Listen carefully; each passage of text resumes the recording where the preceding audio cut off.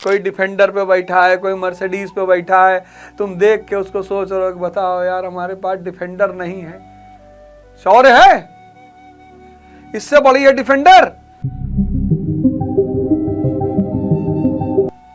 बताओ बताओ, तुम्हारे पास शौर्य है, तुम्हारे पास धैर्य है, सत्य है, शील है, दृढ़ता है, बल, विवेक, क्षमा, दया, समता, अगर ये सब है ना, तुम पूरा ब्रह्मांड कब्जा कर लोगे। तुम यार डिफेंडर देख रहे हो।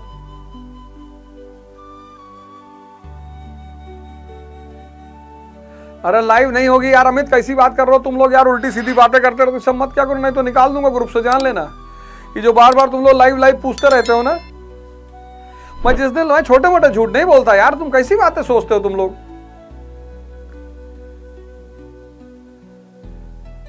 मैं छोटे मोटे झूठ नहीं बोलता।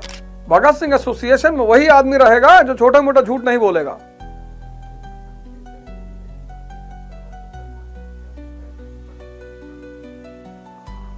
अरे माता पिता का पैर क्यों नहीं पड़ा जाता? एकदम पढ़ना पड़ेगा।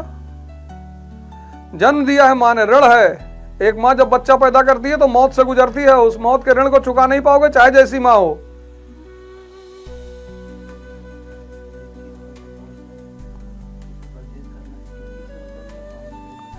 जो 501 में पढ़ रहा है वो तो आजीवन 5, जिन्होंने ले लिया एडमिशन 5 मार्च तक, 5 सितंबर तक, वो तो 501 में ही पढ़ेंगे। 5 मार्च के बाद वालों को पैसा जबर 2100 देना पड़ेगा। अब मोदी जी के पास भी डिफेंडर नहीं थी, अब लाल बहादुर शास्त्री जी के पास भी डिफेंडर नहीं थी, अब लालू जी के पास भी डिफेंडर नहीं थी, अब बहन मायावती के पास भी डिफेंडर नहीं थी।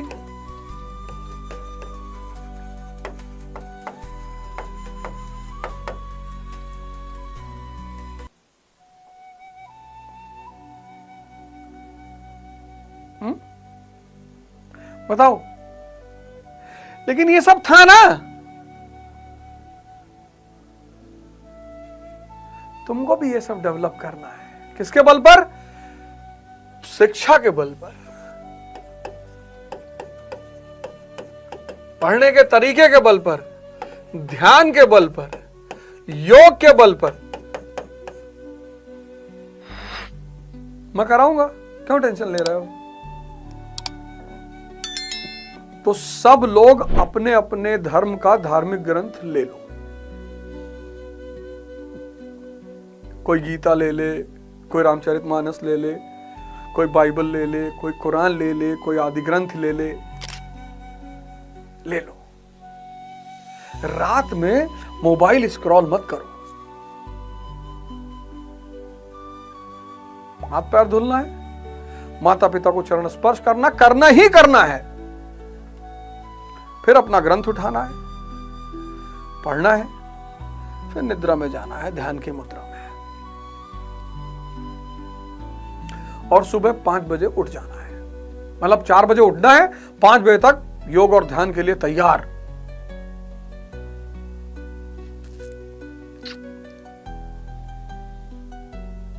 करना ही करना है। तो धर्म, धार्मिक ग्रंथ देखो, जीसस कहते हैं लव इज गॉड। कितना बड़ा सूत्र है जीसस का, लव इज गॉड। जब तुम किसी से नफरत करते हो उसको दिमाग में बैठा लेते हो, जिससे तुम नफरत करते हो उसको दिल में तुम नहीं बैठा पाते, और दिल नहीं सोचता। तुम जिससे प्यार करते हो, ये कॉन्सेप्ट आज समझ लेना, मन और दिल। दिल में क्या है? भाव है। मन में क्या है? विचार है। इस कॉन्सेप्ट को आज समझ लेना। तो जब तुम किसी को हेट करते हो, नफरत करते हो, तो वो तुम्हारे मन में बैठ जाता है। अब तुम तो पढ़े फंडामेंटल राइट, विचार उसका चलना चाहिए था, लेकिन कई सारे लोगों से नफरत है। अवधोजा से नफरत है, मुसलमानों से नफरत है, हिंदुओं से नफरत है, सिखों से नफरत है, पाकिस्तान से नफरत है, बांग्लादेश से नफरत है, दही से नफरत है, कुत्ते से नफरत है, बिल्ली, सब तुम्हारे मन में बैठे हैं, बस तुम पढ़ नहीं पा रहे हो। किसी को बर्बाद करना हो उसको नफरत सिखा दो। विचार के भूखे भगवान नहीं है, भाव के भूखे भगवान है। अर्शहुल ताला कल्बे मोमिन, मोमिन के कल्ब में, हृदय में अल्लाह रहता है। यही तो गीता भी कह रही है।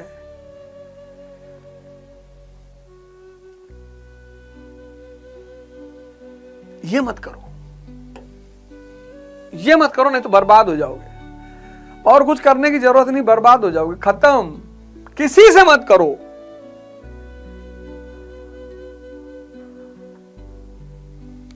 नफरत करोगे, नफरती को दिल में थोड़े बैठा सकते हो। ये डायग्राम 1000 करोड़ रुपए का है। जिससे नफरत करोगे उसको मन में ही बैठाओगे।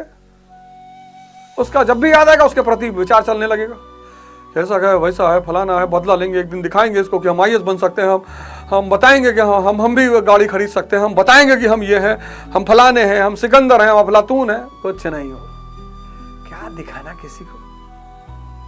हार नहीं मानूंगा, रार नहीं, हार नहीं मानूंगा, रार नहीं ठानूंगा का वाजपेयी जी का सबसे प्यारी लाइन है ये। हार नहीं मानूंगा, रार नहीं ठानूंगा। ना तो हार मानूंगा और ना किसी से दुश्मनी पैदा करूंगा। भाई जितने लोग तुम्हारी खिंचाई कर रहे हैं, बुराई कर रहे हैं, तुम्हारा भला चाहते हैं, हर आदमी बाबू भैया कहता रहेगा तो फिर खत्म हो जाओगे। लड़ने की, संघर्ष करने की क्षमता। चाणक्य की बेइज्जती हुई तब इतने महान, गांधी जी की बेइज्जती तब इतने महान, अंबेडकर जी की बेइज्जती तब इतने महान। नियम है ये, नियम है चाचा,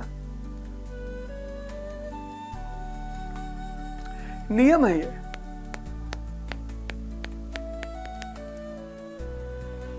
तो धार्मिक ग्रंथ पढ़ना है और रात में सोने से पहले पढ़ना है। स्लीप में जाने से पहले एक शानदार विचारों को लेकर अंदर जाना है। विचार ही मनुष्य के भविष्य का निर्माण करते हैं। कर को तो देखो यार 6 महीना मेरे साथ। विचार ही मनुष्य के भविष्य का निर्माण करते हैं। धार्मिक स्थल, धार्मिक स्थल, धार्मिक स्थल क्यों जाना है?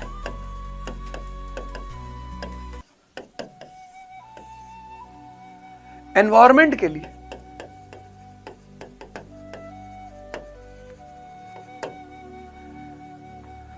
प्रण कर लो कि कल सुबह मंदिर जाना है, चाहे जो हो जाए।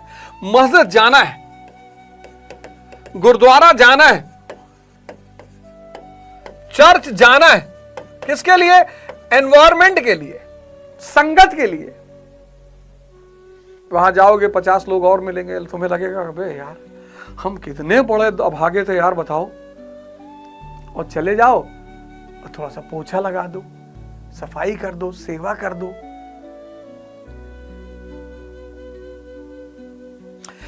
इसलिए ये बने थे। यहां तुम्हें संगत मिलेगी जिसको देखकर फिर तुम्हारी उत्तेजना पैदा होगी। हमारी सोसाइटी में एक अब्दुल्ला साहब रहते हैं, उनकी नानी जो है, नानी उनकी